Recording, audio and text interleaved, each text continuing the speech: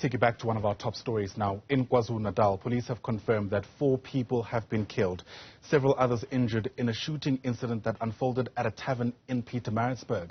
Linda Mnisi, live to us now from Sweetwaters. That's where we understand this particular tragedy unfolded. Linda, what do we know so far?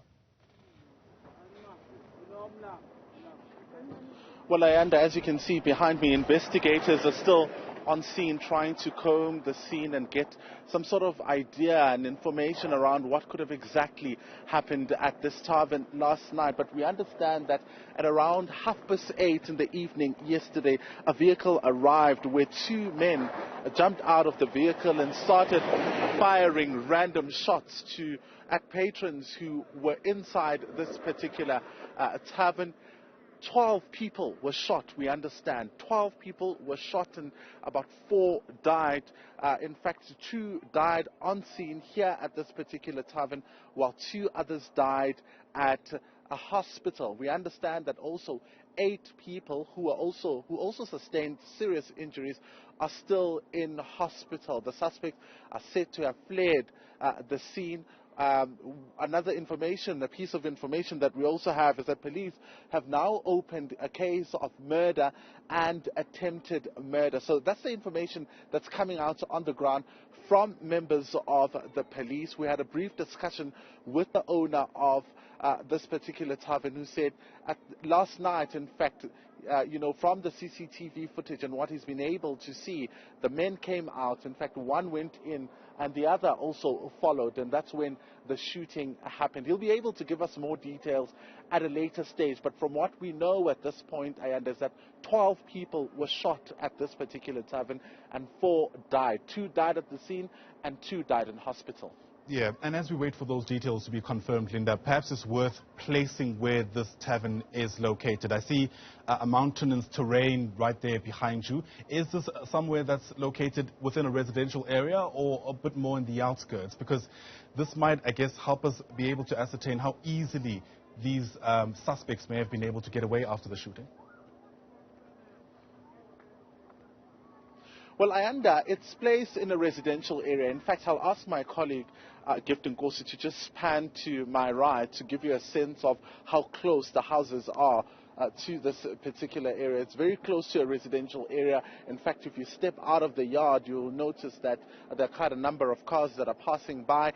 There are also some of the patrons who are still sitting outside enjoying alcoholic beverages, and it's quite close to where people live.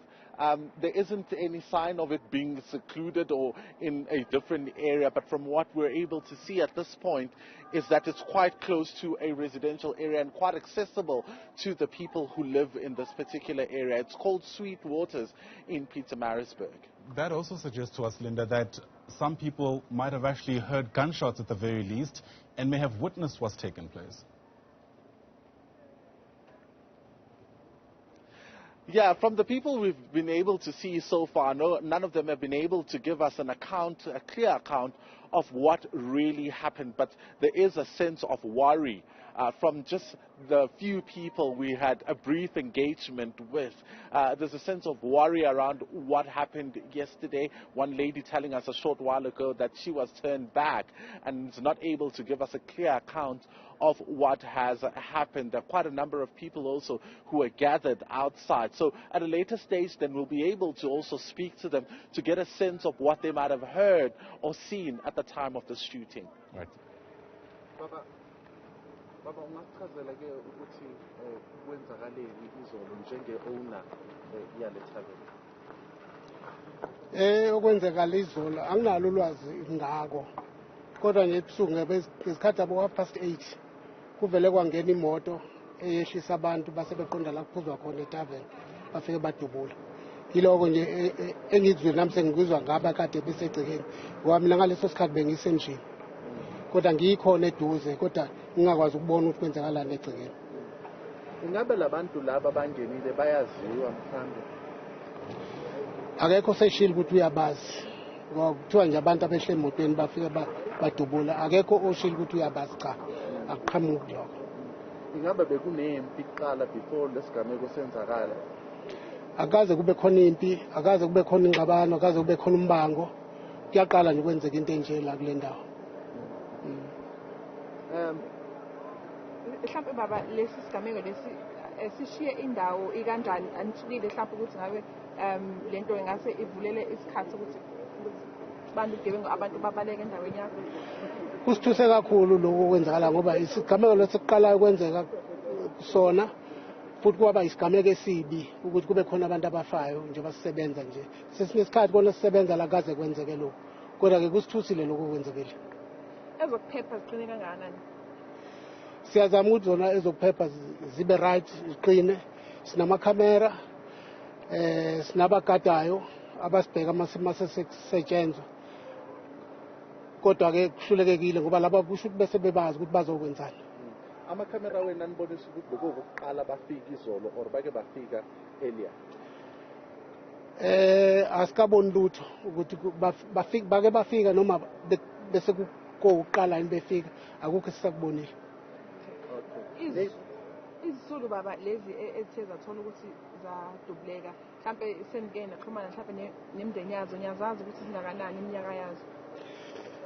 Asikaxhumana nemndeni yazo kodwa abadubleke bashona la ngaphakathi babili abanye kuthiwa bashonele esibhedlela kodwa asikaxhumana nemndeni yabo. Imndeni yabo seyizile laba bashonile? Bafikile imndeni yabo ebusuku ngesikhathi besekhona la ngaphakathi. Asikhulume nawe councillor sibonge isikhathi sakho. Lesigameko lesi senzakala we see in a residential area. This place is easily accessible. Is safety and security in your area a big concern? Is crime a thing? Mhlawumbe umuntu akaqala ngokubingelela ngusikhanyiso kwamakhaya eyikhansela khona la ekuhlaleni. Igameke njenganalezi bona azisivamile ngaleyo ndlela enjalo. Kakhulukazi kule ndawo yokusebenza yakababa uMntambo. Njobe echaza nje isimo sokuvikeleka indawo evikelekile ekungakaze kwenzeke nje isimo esente efana nale. Ngicabanga ukuthi kube isimo esithusa kakhulu. Siyathusa isimo esenzekile emphakathini nami ngithole khona namhlanje ekseni ngoba into eyenzeke ebusuku. So ngenxa yaleso sizathu ke akukho okwamanje umuntu angathi anganolwazi olungcono nolugcwele ukukhuluma up until amaphoyisa investigate imatter ukuthi kwenzekeni mhlambe alandelele. Kodwa ke ngokujwayelekile iyaba khona into ukuthi ke imiphakathi iyonke nje kukhona lento yokuthi ikhona imoto ezinokuzungeza zidubule abantu. Ikhona imoto edume kakhulu nje yonke indawo nje yala eMaritzburg ebizwa ngepholo elihluphayo umphakathi uwonkana hayi lo mphakathi waka 3 kuphela. So le gameke njena nje ziyenzeka njena kakhulu nangesonto elidlule kodambuzi gameke nje bezenzeka samakhansela sinaso lesisimo sokuthi endaweni zethu ziyenzeka into efana nalezi. Mhlambe ke kona kuyosilekelela i-visibility yamaphoyisa ngoba iyona into engakwazi ukuthi ideterrence igebengu ekuthenini zizenzele ngoba uma ngabe engekho amaphoyisa kwenzeka noma yini. Nibe nayo i-reporter mhlambe le issue yale polo le eyenza zonke lezi zinto ezenzayo? Udaba kona ngingalithatha njenganodaba olaziwayo oluxoxwayo. Sekuyikona ukuthi mhlambe ke abamaphoyisa uma nina bendaba niyosondela kubona bayonilekelela ukwazi ukuthi banichazele ukuthi lolu daba sebehambe kangakanani nalo. Kodwa nje udaba olukhona ukuthi ikhona imoto ezungazayo ehluphayo ekungacaci ukuthi ebahluphayo exabene nabo noma ngoba kwakhona esikhathini esiphambilini ke kwenzeka nje khona kule ndawo not la ekhaya kodwa omunye umfana wayezihambela owadutshulwa nje washona naye owomphakathi kodwa engekho la ekhaya. So nami ngingaqinisekisa kona nge-safety okanye i-security yala ekhaya ukuthi i-tight yona. So lesimo nje senzekile hayi singaphezulu lawulo. So at the moment mhlambe akuna plan phakathi kwenu zamaleader womphakathi namaphoyisa ukwenzeka ukuthi ukumake sure nje ukuthi i-area nje isafe?